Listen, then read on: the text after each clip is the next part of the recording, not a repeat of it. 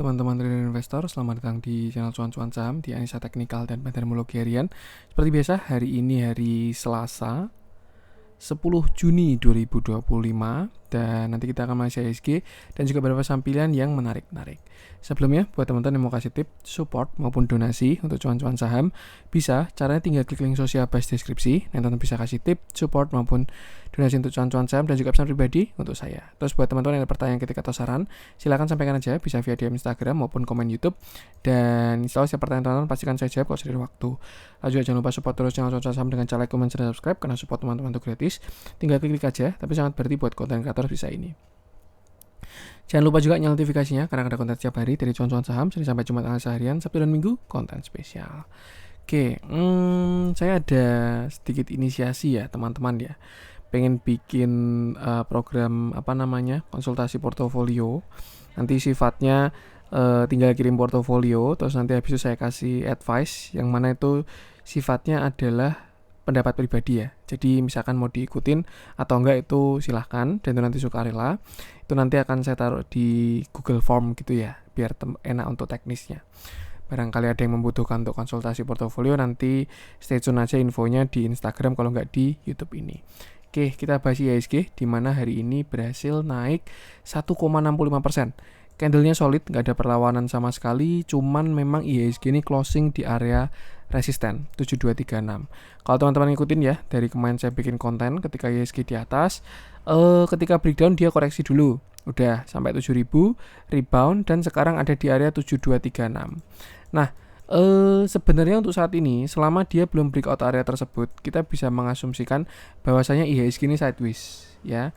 Kenapa sideways? Karena dia akan memiliki same high. Ini catatannya selama belum breakout 7236 atau 7240 lah, kita genepin di 7240.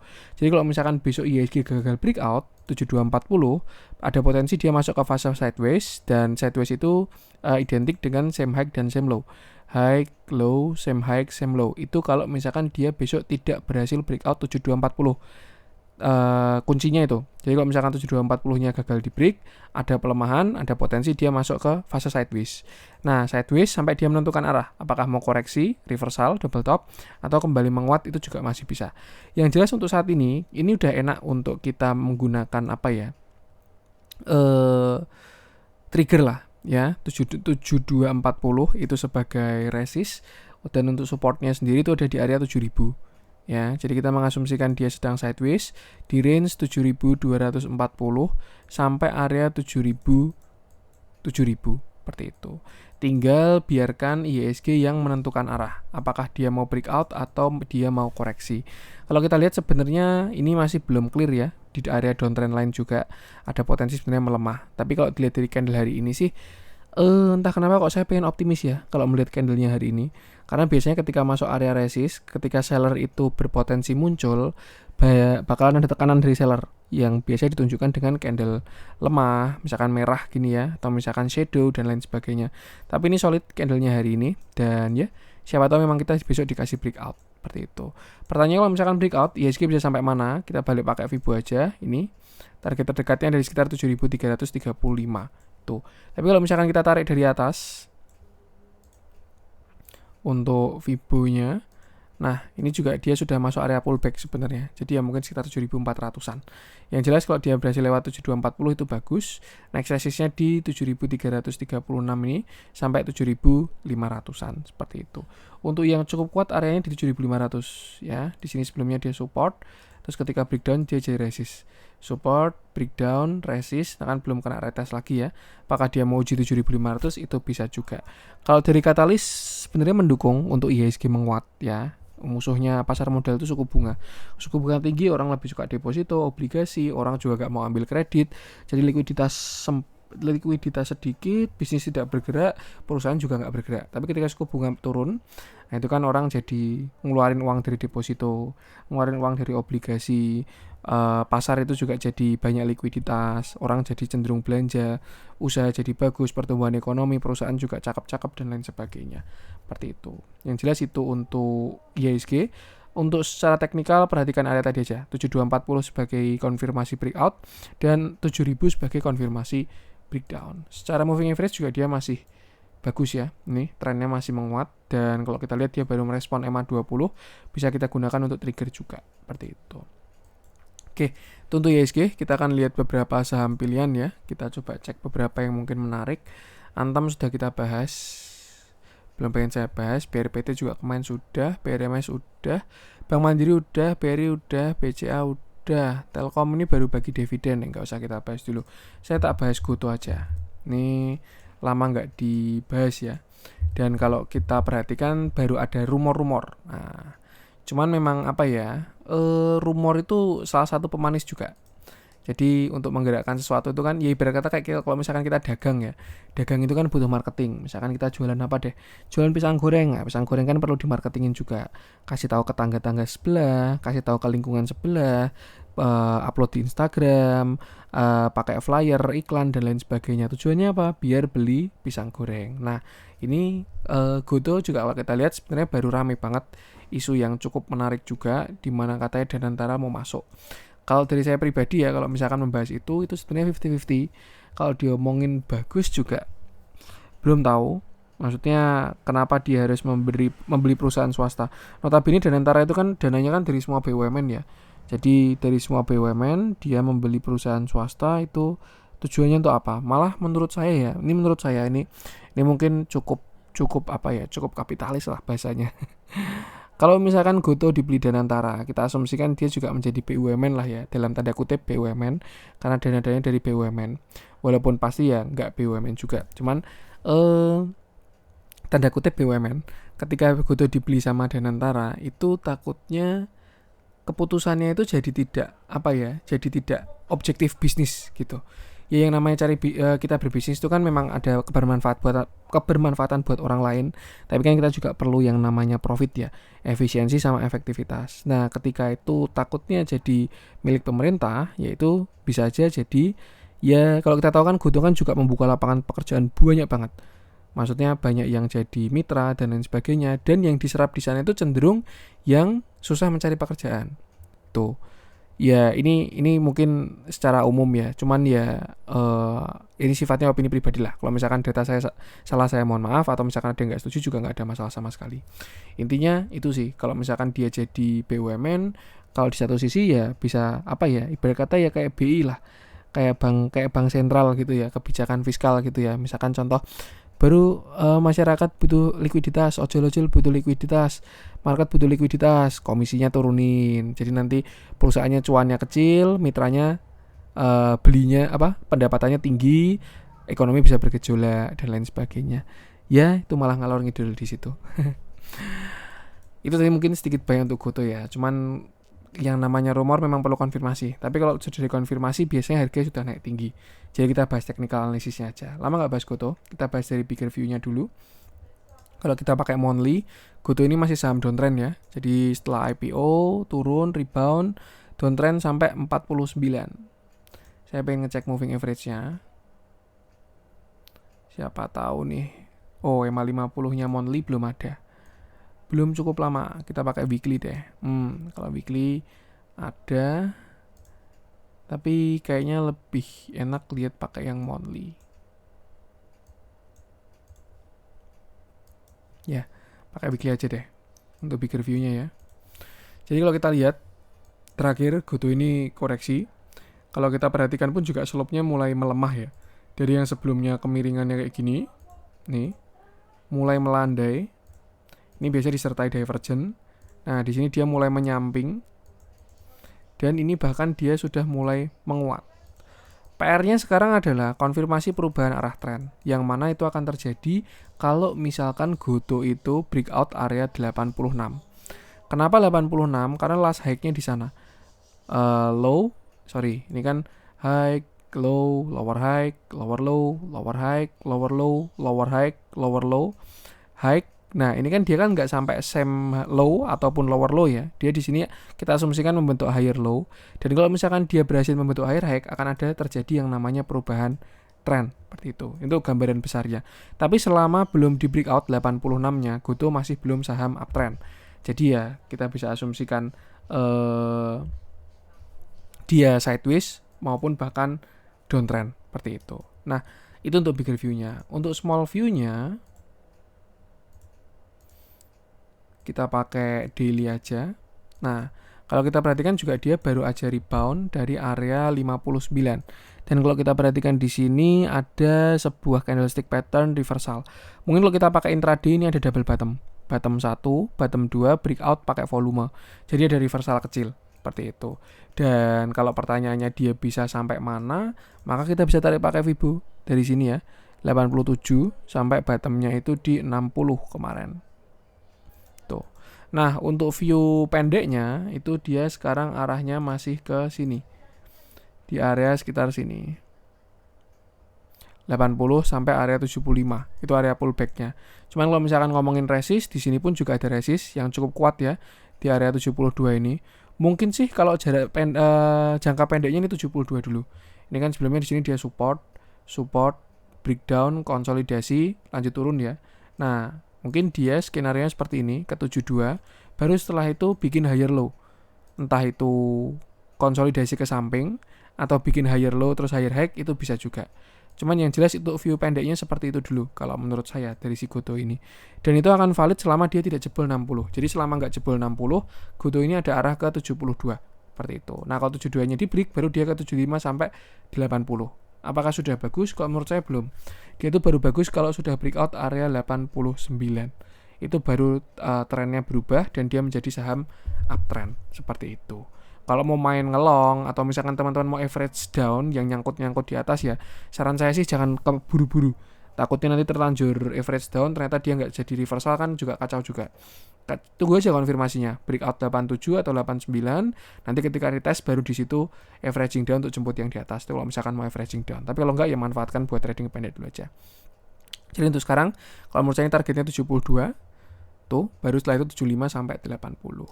Kita lihat dalamnya untuk transaksi dari si Goto sendiri hari ini terjadi cenderung distribusi ya. Nih. Ya. Broker-broker yang jual dan yang beli juga. Cuman kalau menurut saya sih ini saham apa ya? Ya mungkin saham trading ya. Tinggal pakein apa? Ikutin technical analisisnya aja. Ini pakai EMA 10 juga dia sudah closing di atas EMA 10 di 66 ya. Tuh, jadi selama nggak ke bawah 66 kita bisa gunakan 66 sebagai EMA 10 sebagai trailing stop seperti itu. Walaupun dia belum membentuk arah, ya berarti belum bisa sih. Jangan dulu dah. Ini belum membentuk tren soalnya, masih koreksi. Itu untuk Goto, perhatikan area-area tadi aja. Kita lanjutkan, saya pengen coba bahas cuan, tepia itu bagus semua. Pageo kemarin sudah kita bahas ya. MBMA juga oke, aman. Saya bahas satu deh, cuan deh. Sahamnya Pak PP juga. Kemarin BRPT-nya udah kita bahas. Sekarang kita bahas teman satu grupnya yaitu si Cuan. Oke, hari ini Cuan naik 8%, candlenya cukup menarik, volumenya pun juga bagus ya. Dan ini kalau agak samar-samar ya, kayaknya dia bikin continuation. Ini dan bahkan bisa jauh sebenarnya kalau ini memang continuation ya. Kita asumsikan ini sebagai ascending triangle. Dia berhasil breakout, targetnya ya kalau misalkan setiangnya targetnya segini 19.000. Itu kalau misalkan dia berhasil breakout 15.500.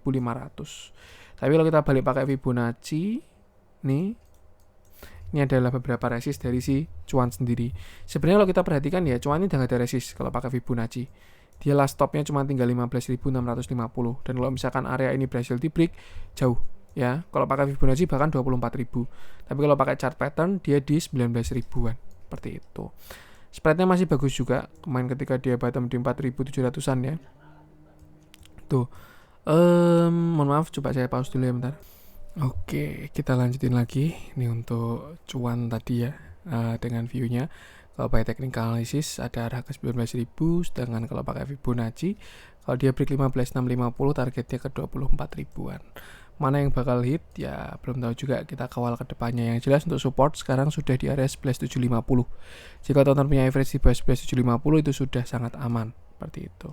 Kecuali kalau dia jebol 11.750 mungkin trailing stopnya bisa dipersiapkan. Kalau kita lihat bigger view juga sebenarnya masih sangat bagus Cuan ini. Ya, mirip kayak view-nya si siapa? BRPT kemarin. Jadi setelah uptrend dia sideways ya. Ini bisa masuk ke sideways. Kita asumsikan sideways, dan kalau misalkan dia berhasil breakout all time high, memang nggak kaget kalau misalkan jaraknya jauh seperti itu. Jadi memang PR-nya sekarang adalah breakout all time high, dan kalau berhasil lewat cuan, bahkan bisa jauh lebih cuan lagi. Kita lihat transaksinya untuk hari ini normal ya, pembeli 32, penjual 32, tapi kalau saya bilang sih ikuti technical analisisnya aja. Selama masih uptrend, harga masih akan arah ke atas seperti itu. Itu untuk cuan. Kita lanjutkan, saya pengen bahas Pagio kemarin udah, MBM aman, Petro, Astra boleh deh. Kita bahas Astra. Lama banget gak kita bahas ya, ini juga baru muncul juga. Oke, kita bahas Astra, di mana hari ini dia turun, ini masih monthly ya.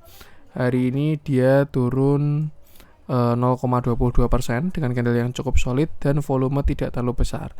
Habis bagi dividen kemarin 20 Mei ya, Rp300, masih bagus untuk sekelas blue chip, hampir 10% yieldnya. Ini 4.700, ini 300, ya mungkin 75%an lah, lebih ya, 7% mungkin, 3 kali 7 kan, 7%, ya itulah, kayak nggak buka kalkulator. Yang jelas kita bahas technical analysisnya, di mana hari ini dia turun 0,22%, dan kalau misalkan bisa dia jebol 4570, ada potensi Astra ini membuat lower low. Tapi kalau kita perhatikan pada view kecilnya, dia ini cenderung sideways karena dia punya same high, dan ya ini cenderung ke same low juga.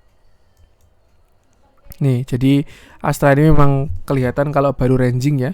Same high-nya itu di 4960, mungkin kita buletin 5000 lah. Sedangkan same low-nya itu di 4500, ya kita buletin 4450 seperti itu. Dan ini akan menentukan arah lagi kalau misalkan dia breakout maupun breakdown. Jadi misalkan besok ini area 4570-nya ditembus, ada arah selanjutnya ke area 4480 seperti itu. Cuman selama nggak jebol 4480 masih oke, dia bisa lanjut sideways lagi dan seterusnya sampai menentukan arah. Itu untuk view kecilnya. Kalau misalnya kita perhatikan pada view yang lebih besarnya, ini ya, misalkan kita pakai monthly, ini ya, kalau view kecilnya tadi 44 sama 4 berapa? 49 saya lupa. Ini kok agak lemot internetnya, saya ganti. Oke, kita bahas bigger view-nya Astra. Kalau kita pakai monthly, sebenarnya Astra ini sudah agak kurang bagus view-nya ya. Bahkan udah lumayan lama nggak bagusnya, karena dia sudah tidak uptrend lagi. Jadi kalau kita perhatikan dari pertama banget, ini udah kayak Bitcoin ini. Dia mulai fase uptrendnya di tahun 1000, ini breakout di sini ya. Tahun 2003 setelah ini mulai uptrend kan. Di sini dia ascending 1, 2, 3 breakout. Ini supportnya. Apakah bisa kayak Unilever dan lain sebagainya, nggak ada yang tahu ya. Dan akhirnya Astra uptrend naik sampai all time high di 8.900 atau 9.000-an. Dan kalau kita perhatikan saat ini sebenarnya Astra ini sudah mulai menyamping atau sideways. Nih ya, di sini dia sempat sideways. Lalu kemarin dia breakdown. Di atas dia breakdown, lalu ini pullback, dan ada potensi dia membentuk yang namanya lower high, high, low, lower high, dan kalau memang dia mau downtrend, dia bisa membentuk yang namanya lower low. Ya. Nih. Tuh. Jadi ini struktur downtrendnya kalau memang besok dia terkonfirmasi, alias dia harus jebol 3.490 tuh harga zaman Covid ya. Apakah bisa sampai ke sana? Saya pun nggak tahu juga. Cuman yang jelas kalau misalkan ini nanti sampai dijebol area 4.400-nya, itu indikasi pertama kalau dia mau koreksi cukup dalam. Batas toleransi di 4.200. Lebih dari 4.200 sudah wajib exit sih kalau menurut saya Astra ini. Bahkan mungkin dia mau bikin descending bisa juga 1, 2, 3 seperti itu, nggak ada yang tahu juga. Yang jelas kalau 4.200-nya jebol, Astra lebih baik keluar karena bahkan dia bisa lower low turun ke 3.000-an. Itu kalau misalkan 4.200-nya jebol untuk bigger view-nya. Tapi untuk saham yang seperti ini lebih baik sih kalau menurut saya ya, kalau saya pribadi itu sudah nggak digunakan untuk invest maupun untuk trading. Ya udah, biarkan dia menentukan arahnya dulu aja. Karena yang namanya semua saham itu pasti ada matchernya juga ya. Dan kalau kita lihat tantangannya Astra saat ini, di mana dia penjualan terbesar itu kan dari penjualan otomotif, baik itu alat berat maupun otomotif kendaraan pribadi ya. Dan kalau sekarang itu kan dia sedang dalam fase terancam lah bahasanya. Ada kompetitor yang cukup kuat dan shifting dari tren. Di satu sisi daya beli masyarakat itu mulai menurun. Jadi yang sebelumnya beli mobil mahal dan lain sebagainya, dia jadi nggak kuat beli mobil, bahkan nggak kuat untuk beli mobil. Itu satu dari daya beli. ya karena inflasi dan lain sebagainya ya. Cuman yang kedua, dia pun juga sedang melawan kompetitor-kompetitor. Mobil Cina mulai masuk di Indonesia, udah ada BYD, Wuling dan lain sebagainya. Dan sebenarnya market Indonesia itu kalau ngomongin yang crazy rich itu banyak juga. Tapi kalau misalkan ngomongin dominan tuh, kalau saya rasa masih cenderung ke mobil low cost atau mobil yang murah seperti itu. Makanya cukup sensitif dengan harga, dan ya bisa aja dia akan tergerus lah setidaknya market share-nya. Yang sebelumnya mungkin dia mendominasi sekian persen market share, cuman sekarang sudah mulai berkurang seperti itu. Kalau misalkan kita tarik pakai Fibonacci, kira-kira dia koreksi sampai kemana? Ini kita tarik dari bawah ke atas, dan ya ini udah di Fibo 0,618 ya. Jadi memang 4.200 nanti bakal jadi konfirmasi untuk si Astra seperti itu. Kita lihat transaksinya, nggak terlalu malah terjadi tulisannya akumulasi, tapi ini buyer sellernya banyakan buyernya. Akumulasi cenderung distribusi ini, lempar-lemparan barang. Ini juga kalau kita lihat buyer side-nya juga nggak terlalu bagus, cuman KZ doang ini. Tuh setelahnya diikutin retail. Jadi ya ini akumulasi berkedok distribusi. Kalau kita pakai template-nya Bandarmologi pun juga ya tipis hari ini seperti itu. Ikuti price action aja, dan jangan lupa selalu batasi resiko. Itu untuk Astra. Kita lanjutkan. Lama banget nggak ngecek Astra ini, udah mulai kehilangan masanya ya. Dewa, DSSA, Daruk udah kita bahas. Toba, Raja udah kita bahas. Pegas udah, Ratu udah. BBNI boleh deh, perwakilan Big Bang hari ini ya. Kemarin kita udah pernah bahas Mandiri, BRI, BCA. Sekarang kita bahas BNI. Cukup menarik, hari ini BNI berhasil naik 2,26%, candlenya solid dan terlihat adanya gap up ya. Ini kayaknya yang bikin IHSG closing solid juga, walaupun sekarang udah kalah sama saham-saham konglomerasi yang lain ya. Dan ini langsung kelihatan bahwasanya BBN ini terlihat membentuk yang namanya ascending triangle 1, 2, 3. Pattern reversal yang mana akan terkonfirmasi kalau dia breakout 4550 atau mungkin kita buletin 4600. Jadi kalau misalkan breakout dan close di atas 4600, BBN ini ada short term reversal. Di sini dia punya downtrend line di mana dia membentuk lower high dan lower low. Ini belum break yang di sini ya. Tapi kalau yang di sini dia sudah breakout. Nih. Tuh. Dan kalau dari ascendingnya sendiri, targetnya kalau dari chart pattern ya, itu ada di sini. Nah, ini kan ascending 1, 2, 3. Targetnya ada di sini, ke area 5600 seperti itu. Itu salah satu target chart patternnya. Apakah bisa hit? Ya semuanya bisa hit, tapi bisa juga nggak sampai ke sana seperti itu. Yang jelas konfirmasinya adalah dia harus breakout 4550, dan selama dia tidak jebol 4250, BBNI arahnya bagus ya. Kecuali dia besok putar balik terus dia jebol 4250, artinya gagal ascendingnya, malah bisa jadi sideways ya, same high gitu. Seperti itu. Untuk resist cukup banyak. Ini di 4.700 ada, 4.800 ada, 5.000 ada, 5.100 ada. Cuman mungkin yang cukup kuat di sini sih. Ini ya, 5.100 ini. Nih, yang sebelumnya dia support, breakdown, pullback. Nah, ini retest. Ini baru mau pullback. Mungkin target 5.100 kalau misalkan dia berhasil break 4.600-nya. Tinggal kita perhatikan besok. Untuk support masih cukup jauh ya. Saya rasa di 4.300-an. Jadi sudah untuk entry buy on weakness sudah agak susah. Mungkin tunggu break baru retest seperti itu. Dan kalau closing di atas 4.600 arahnya cakep untuk BBNI. Kita lihat transaksinya untuk BBNI, dan ya sudah diwakili. Candle yang bagus itu pasti transaksinya bagus. Big akumulasi, pembelinya 7, penjualnya 51, yang beli kayak gini. Buyer side-nya cakep-cakep ya. Nih, gak ada retail sama sekali. Sedangkan seller side-nya ini YP, BK, NI, XL, PD, XC, dan lain sebagainya. Sudah tercermin, itu cakep harusnya. Dan ya, tinggal dikawal aja. Itu untuk BBNI. Kita lanjutkan, kita coba cek BRIS kemarin udah kita bahas ya. Inco, Bumi, PTBA, NICL, TINS, PTBA atau Inco ya, PTBA aja deh, perwakilan batubara ya, kita bahas satu. Ini mungkin terakhir dari PTBA. Oke, Kita bahas PTBA yang mana hari ini dia berhasil menguat 3,14%. Candlenya solid, sangat solid, nggak ada perawanan sama sekali dengan volume yang besar dan juga membesar juga. Artinya kenaikannya didukung oleh market, transaksinya pun juga cukup bagus, walaupun ini sebenarnya cenderung distribusi malah ini ya. PTBA ini lempar-lemparan barang doang. Ya, yang mana kalau kita lihat katalis terbesarnya batu bara itu adalah dividen, dan ini PTBA terlihat mau membagikan dividen.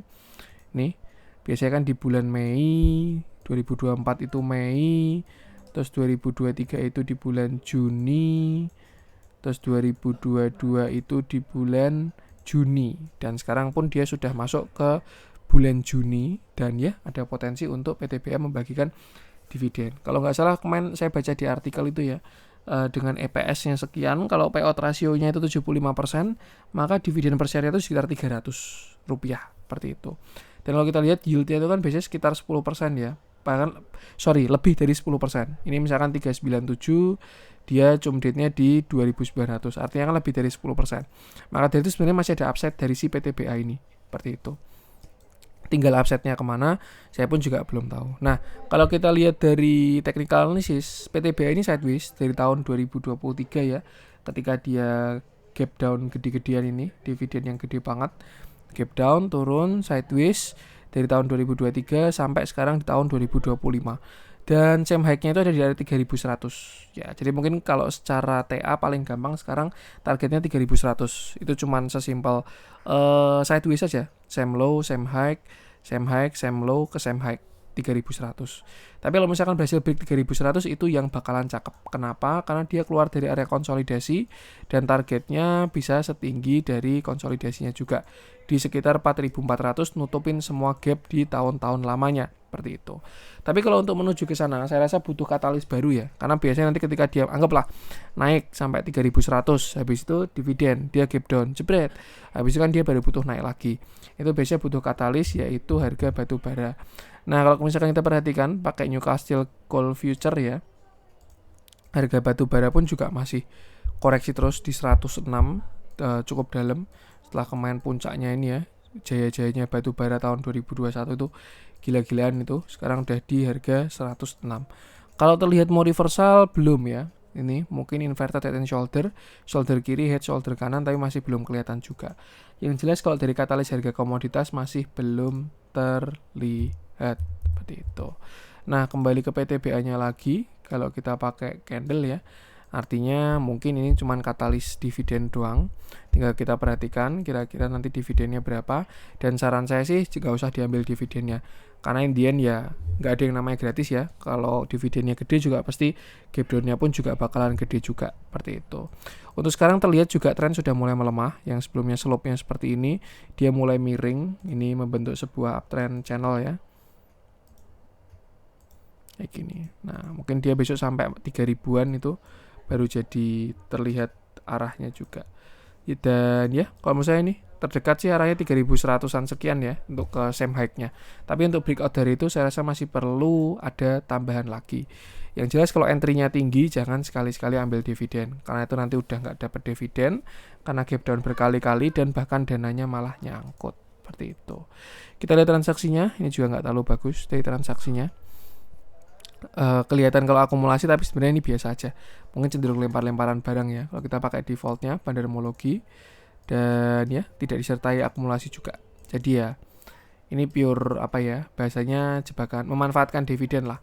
Tahu mau dividen, naik tarik ke atas, nanti jual di atas. Dah, yang menikmati dividen kena gap down, seperti itu. Oke, mungkin itu dulu konten hari ini, semoga bermanfaat. Mohon maaf ada kurangnya dari saya. Jangan lupa support terus channel Soto Saham dengan like, comment, dan subscribe. Karena support konten itu gratis, tapi sangat berarti buat konten kreator seperti saya ini. Sekian dari saya dan salam cuan.